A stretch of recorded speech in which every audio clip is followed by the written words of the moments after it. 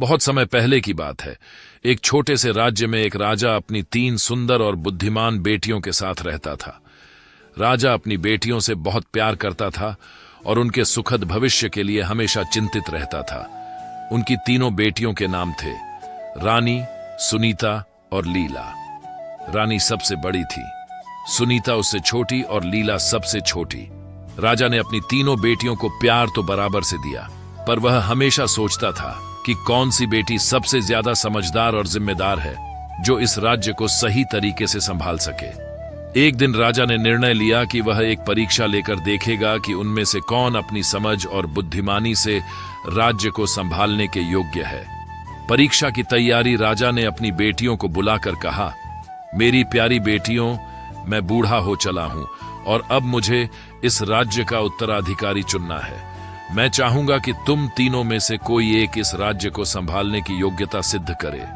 मैं तुमसे केवल एक साधारण प्रश्न पूछूंगा और उसका उत्तर ही इस बात का निर्णय करेगा कि राज्य का शासन किसके हाथों में जाएगा।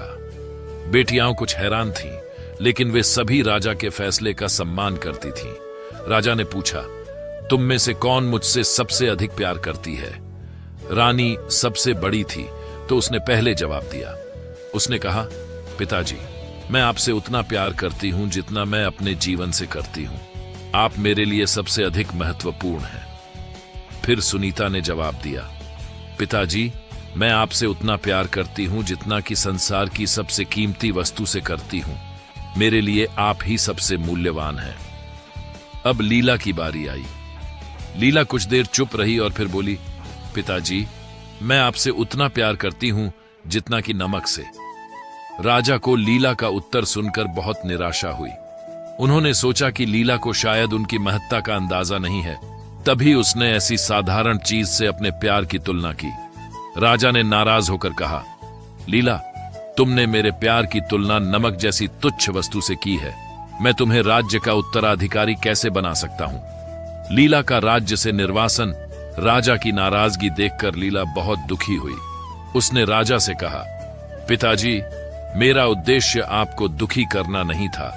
नमक एक ऐसी चीज है जो हमारे भोजन में स्वाद लाती है। मैं बस यह कहना चाहती थी कि आपके बिना मेरे जीवन में कोई स्वाद नहीं है।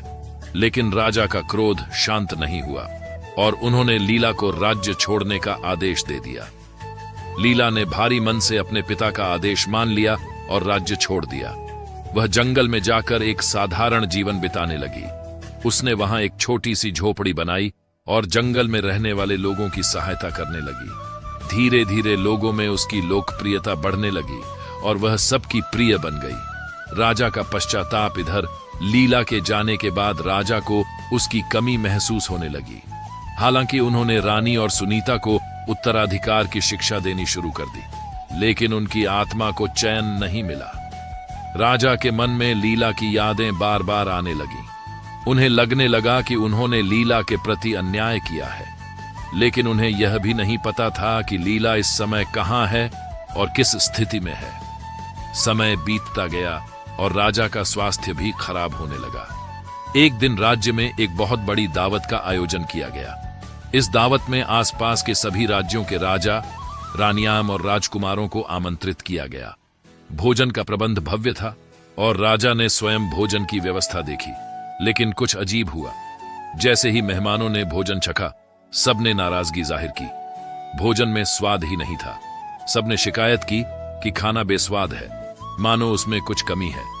राजा ने रसोइयों को बुलाया और पूछा कि आखिर भोजन में क्या कमी रह गई। रसोइयों ने जवाब दिया, महाराज, भोजन में नमक डालना भूल गए हैं। बिना नमक के भोजन का कोई स्वाद नहीं रहता।